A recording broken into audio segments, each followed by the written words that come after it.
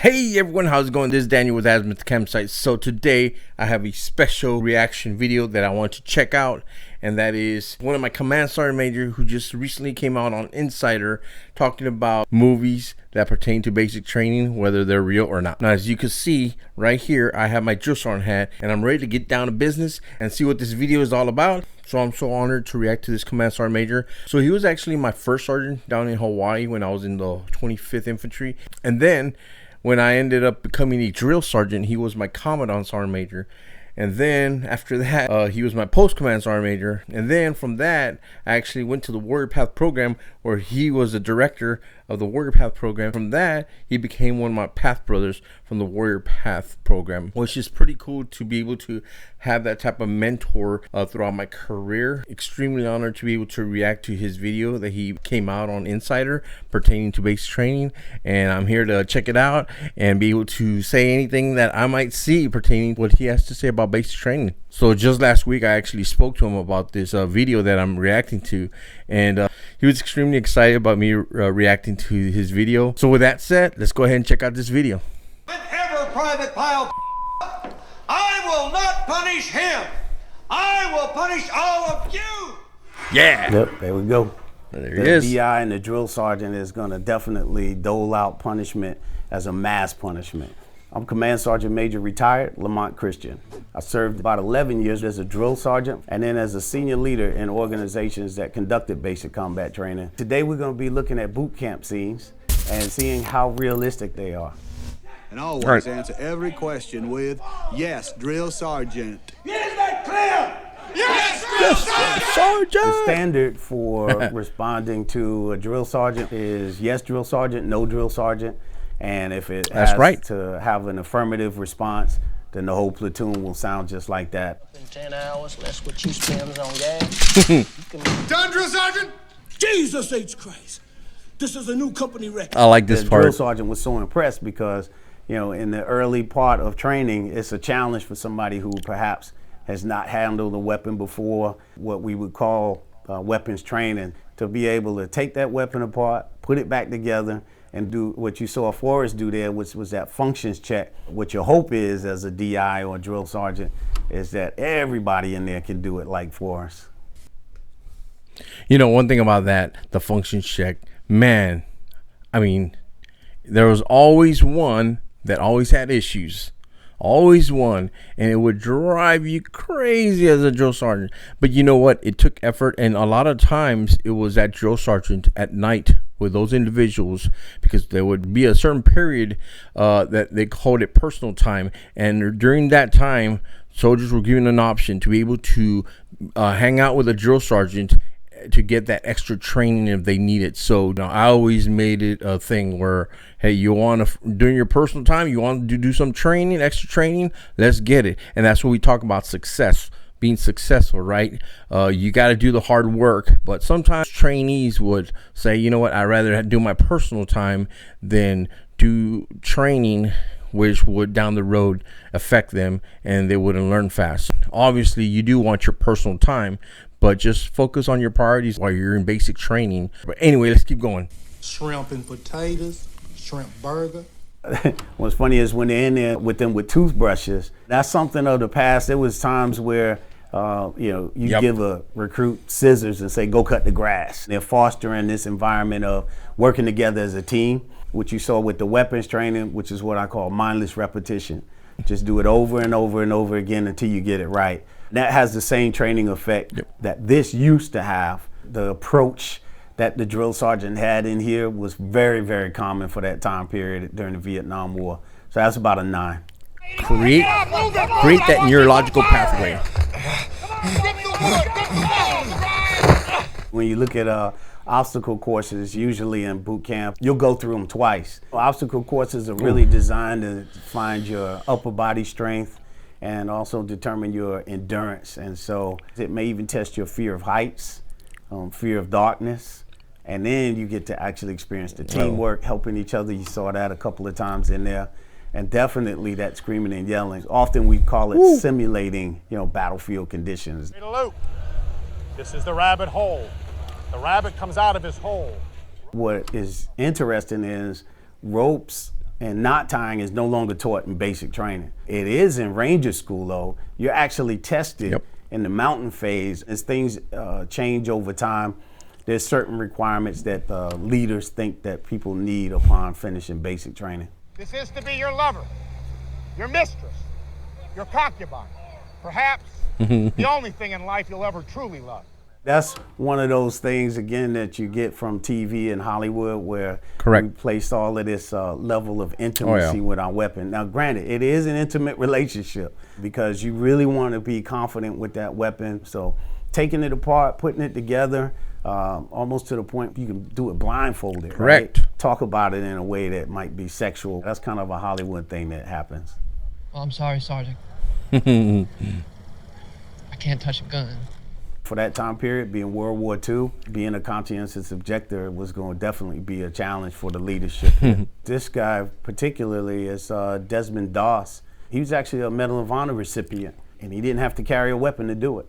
I would definitely say this was a 9 on realism. Can't think while I'm giving you a few love taps? How the are you going to fire your rifle when grenades are going off in your face? You know, unfortunately, what we wind up running into a lot of times is drill sergeants or DIs like this one that will touch and grab by the throat. That was familiar in other, DI movies. Touching recruits in training is unacceptable. Always has been. Sir, I got lost on the way to college, sir! Ooh. That's exactly why right there. The open door that I could do even more. And it turns to him slamming the kid's head into a wall. And that's why it's unacceptable, because where do you draw the line? Them paintball bullets, they hurt? Paintball is something, as you notice there, it's pretty painful. That guy is going to learn a valuable lesson not to put himself in a window if he's going to engage. And so that's why paintball. Yeah. Huge no-no. Huge no-no in basic training. I'm telling you. You touch a trainee in any way, you're not there to abuse them. You're not there to hurt them. You're there to train them. You're there to mentor them. You're there to coach them, help them become great leaders as they get out. Yeah, there's some times when you're going to get into this whole loud tone and stuff, but at the end of the day, like he was saying, it's kind of that simulation. But you don't want to get carried away with things like that, because then it starts escalating into a situation where pretty much cross that line, and then by the time you know it, you're in trouble. So completely agree with what he's saying. Simunitions is kind of what we call it. Is very, very useful in the training environment. Sounds that you are hearing are live round. You will get the fear out of you. Ouch. Yeah, that's a trainer. Feel bad for that stunt devil. His worst nightmare is to have somebody in training lose their life, shooting the rounds over their head. We actually do that, and we also do it at night, but the conditions are totally different. The guns are raised up a whole lot higher, and it's what we call a safe surface zone. So even if you stood up or jumped up and down, it's almost 20 feet above the heads of the individuals. And again, this tragedy right here, as unfortunate as it is, it does happen when those things are not adhered to. For a boot camp movie, it's probably about a 5.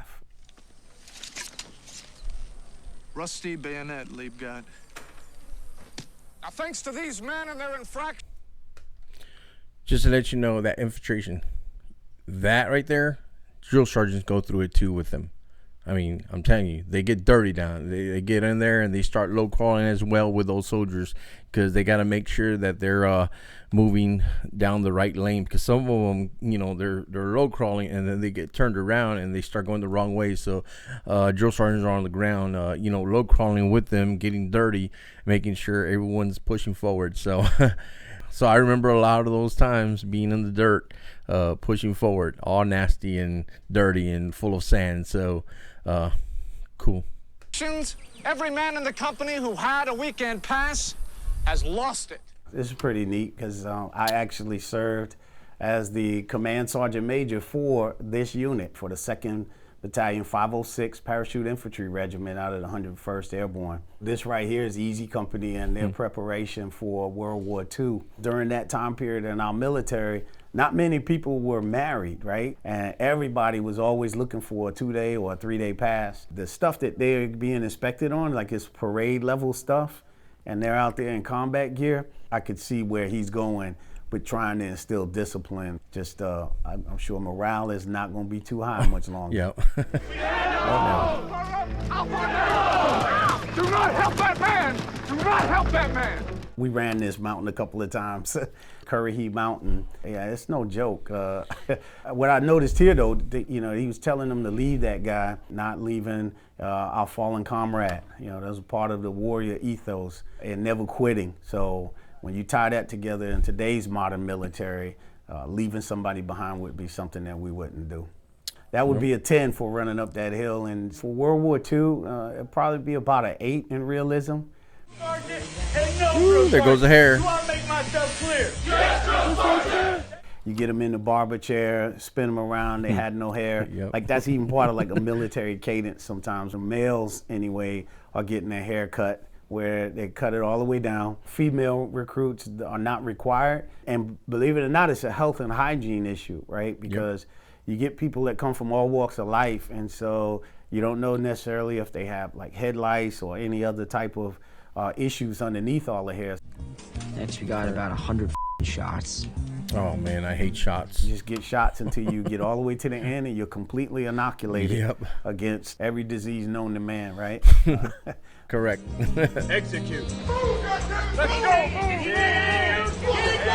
The difference that I could see so far in this scene is they have them all taking their clothes off, like in an open room or an open bay. It wouldn't be done that way at what they call a military entrance processing station, or the MEPS. All military members go through there, and there's no drill sergeants there, right? It's just a staff of military personnel, administrators, doctors, counselors, because what they're doing is they're determining whether or not you're fit to train. We had to strip down to our underwear and duck walk the circuit of a big room. Where'd that fall? Oh yeah, duck walking. I remember the first time I did that, I was like, what in the world? They have you walk from one side of the room to the other, and the doctor is looking for your bone structure, your musculoskeletal development, if you're flat-footed, also just your mobility and agility. But yeah, you definitely wouldn't be in a room like that full of other people. Be hard to assess. I would have to say it's about a 4, right? Because that's not necessarily how that whole indoctrination process would happen with the drill sergeants. If you survive recruit training, you will be a weapon. You will be a minister of death, praying for war. So far, this is looking pretty good. In the DIs in the Marine Corps, they actually have a script. They say, you'll sit up straight and look at me. So while the difference in the titles, the drill instructors was tied into the Marine Corps, drill sergeants became into play for the Army, and the interaction in the first part of boot camp is always going to be what we call total control.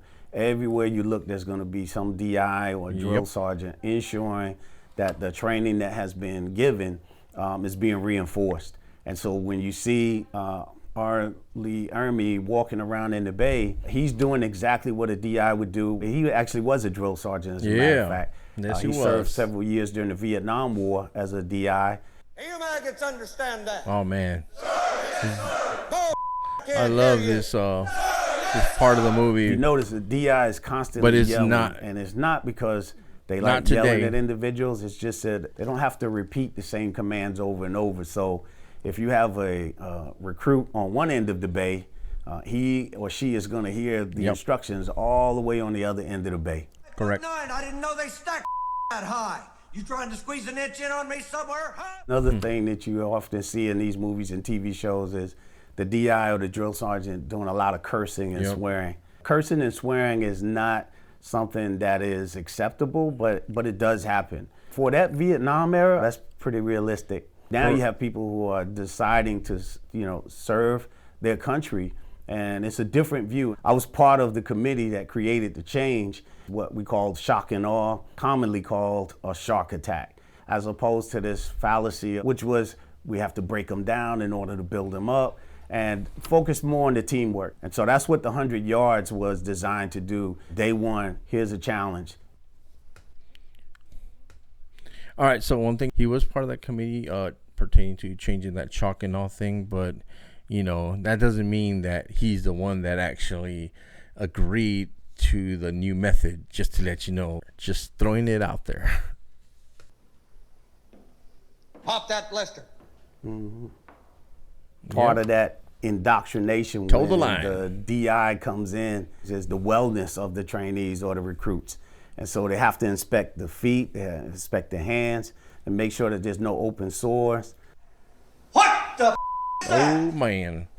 What is that, Private Wrong answer, Pyle? wrong Sir, answer. Jelly donuts, sir. We've gone away from foot lockers and modularized most of the equipment in the bays. So you wouldn't necessarily have a foot locker in the bay, and they definitely wouldn't be standing on the equipment like that. They have this term in the Army they call toe the line, and that's where they actually stand next to the line so that they can do that inspection. From now on, whenever Private Pyle I will not punish him. I will punish all of you. Yep, there we go. And especially in the beginning phases of boot camp, the DI and the drill sergeant is going to definitely dole out punishment as a mass punishment. Even though one person may mess up, this opportunity for somebody to have looked and held Pyle accountable for that donut was missed. And that's what the DI is reinforcing. We'll hold each other accountable. All right, here's a secret about that, guys. If you're going to go base training, just understand that the drill sergeant's going to make you drop. When you first get there, I'm telling you, the drill sergeants are going to try to do every single thing in their power to make you be the very best in push-ups or sit-ups. So when you're getting back down because someone moved, really, because they're going to do it anyway, because they're trying to build you up. So don't be getting after your buddy. A lot of times they're pushing and they're like, come on, everybody, come on, stay up. Because at the end of the day, if everyone stays up, we're still going to find a way to do something else that someone's going to fail, and we're just going to have you push or do sit-ups, and it's going to be a bad time. But the only reason the drill sergeant's doing that is to build you up, because down the road you're going to have PT tests and they want you stronger. But there are things that the drill sergeant does need to make sure it accounts for in order for everyone to be safe and be able to not get hurt while in basic training. I would have to say it was probably about a 9 for that era. If we're talking in today's terms, it'd probably be about a 7 in realism. We are going to win this war because we have the best Captain America. men. When they were standing in formation and the leader stopped and kind of looked at this guy, he looks like a middle school kid. There was actually a guy named Flaherty. This guy was 4 feet 9 inches. And they called him the Giant Killer because of all the different exploits that he did during Vietnam. And he was smaller than Rogers was, right? Nobody's got that flag in 17 years.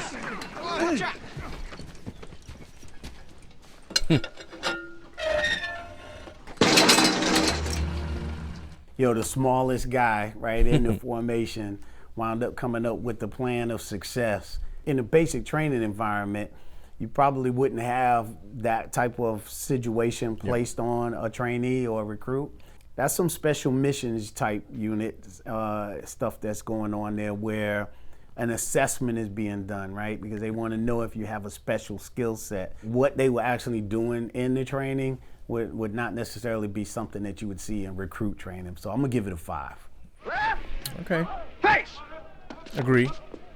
Yeah, that's the man. campaign hat. Oh, man, the this famous movie. drill sergeant hat. I just happen to have mine with me. Hey, there you are.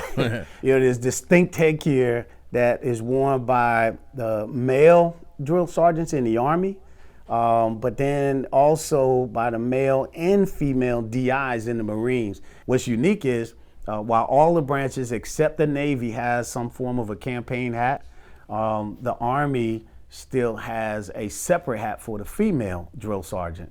It's called a bush hat. Left, right, left. There she was just walking down the street singing do-a-dee-dee-dee-dee-dum-dee-dee-dum. That part where the one character starts singing that, diddy bop, it's interesting that most cadences, that's actually where they come from, right? Popular tunes, R&B music, even nursery rhymes. Even my own voice has been tapped into a cadence. And the Gatorade commercial singing the hard work cadence. So these guys, they're just, jumping on the bandwagon, throwing in the diddy bop in there at the same time. Razzle dazzle! 1, 2, 3, 4! Oh my goodness. 1, 2, 3, 4! Yeah, that ain't happening. However, in the Army, in what we call the advanced individual training, which those periods of training go from 6 weeks to 6 months, maybe even a year, drill and ceremony competitions are usually used to continue to motivate those individuals that have the longer periods of training, but not as likely in a basic combat training, because we're focusing on shooting, moving, communicating, and treating yourself and others on the battlefield. I'd have to say a 4. Yep. Okay. Let me say something about this movie, The Stripes. I love that movie before I was a drill sergeant. I enjoyed watching that movie. It was funny to me. But after being a drill sergeant and after going through it, oh my goodness, I just cannot. There's something about when they start doing that drill ceremony and they don't have their uniforms are all messed up. And it's just, oh my goodness. Even when they're marching, they're just, the way they're marching is like, I just want to go into the TV and correct them, especially when they come into the parade field late and they're in front of the general. Oh man, I don't know, drill sergeants. I don't know if you feel the same way I do. Soldier. You tell me. Let me know about what you think about that scene. You must How then does that make you transport feel as a him drill sergeant? to the emergency All right, field let's keep hospital. going. There's a lot going on there so far. When it started out, it definitely was something that you would see in recruit training. A lot of female leaders now are in positions of senior leadership. That's something that hadn't occurred over many years until the military had started really opening up the ranks of the infantry to our female leaders. An aggressor team will be trying to stop you. They are all awaiting Ranger training and can't wait to capture you. Based on what the information and the instructions they were given is actually an advanced individual training, medical training. Yeah. They're not going to be as complex with a mission that would go that deep. And that was evident when I saw them in the river there, because the risk for, perhaps somebody drowning or, something else with all that equipment on. And not too many people are going to want to put a recruit in that type of environment. Put them in through swamp. Not through training, but when they go to their unit. Again, the risk factors wouldn't be something that you'd see in recruit training, but definitely something very similar, challenging-wise, as far as the military is concerned. Marines have a crucible, and the Army has this thing called the forge, very similar. In the final test of all of the training that they receive during the recruit training and the medical lanes where they might have to treat a casualty or transport a casualty like you saw here, to really see if all of the training has actually reached the point where they are confident that these individuals can leave and go to their next assignment. I have to give that a 5 as far as realism. Casey Jones was a son of a Casey Jones was a son of a Hazing is something that, again, has never been accepted, but correct. It happens. This is depicting an environment where there's still initial entry training or initial military training, but it's officer candidate school. Typically, officer candidates are a little bit more mature, have either been in the military for quite some time and reached enlisted ranks. There's levels of hazing that may be more acceptable in that environment versus in the recruit training. So there was a mandate that provided leadership across all of the branches to come up with, progressive ways, if you would, in order to attack and get in front of hazing. And so whether it was reporting, such as in the Army, not in my squad, to place accountability, not just on leadership, but on each other. Go, sir! DOR! I ain't gonna quit! All right, then you can forget it. You're out! Don't you do it! There's about 2 or 3 layers of checks and balances so that you don't have that rogue DI or rogue drill sergeant who might take something personal like it looks like in this clip. Because of the flexibility and the things that take place in the officer candidate school versus what happens in recruit training for initial entry training, I would say that it's probably about a 7. Okay. All right, Shirley, you can drop him now. I haven't seen this movie. I'm gonna watch it. Weight training has always been something that's I'm important looking in forward the to watching military, that movie. Be able to carry your body weight, and in some cases you might have to lift or carry training. or drag somebody else. The sand buckets and them using them for weights, a lot less expensive than buying weights for every Marine, but then they get the same physical exercise out of it. See the jab, outside, right into the body once again. Working with the butt of the weapon. Oh yeah, Pugils. You know, they were doing combatives, right, with the pugils, and then the drill instructor was showing them with the knife, close quarter combat, because every Marine, every soldier, every person that joins the military is a fighter first, right? And so pugils training is one of those ways that confidence is instilled in the individual in their ability to stand their ground. And it's also fun Yes, to look it at. is. Yes, it is. I would say it's about a 7. Okay. My favorite drill instructor was Jack Webb in the movie The D.I. Yeah, He this actually one's shows the movie I gotta watch. both sides of the drill instructor's life. What does he do in the evenings after he's away from the base squad? If you enjoyed this video, why not click on this video above? Okay. All right, cool. You know, I really did enjoy every single bit of conversations pertaining to movies that aren't true. And they just, as you know, Hollywood, they like to over exaggerate things in order to make it dramatic for people to watch. The authority that is given to a drill sergeant in basic training is very powerful. Like they say in those comics, the Spider-Man comic, you know, with great power comes great responsibility, you know, and it's so true. It's so true, especially with this drill sergeant hat on, because it ain't about the power. It's about the power to be able to influence others and teach them and to mold them to become great leaders. So, you know, I see a lot of these soldiers, a lot of these trainees that I actually had in basic training. Now they're sergeants, drill sergeants, captains. It's just crazy just to see them, and so inspiring, and it warms my heart to have seen them from the bottom and grow up to such stellar soldiers. So that's awesome. For my military and first responders, thank you so much for your service. So thank you so much everyone for joining me on this content reaction video. Again, please don't forget to subscribe, like this content, and as always, I catch you on the flip side.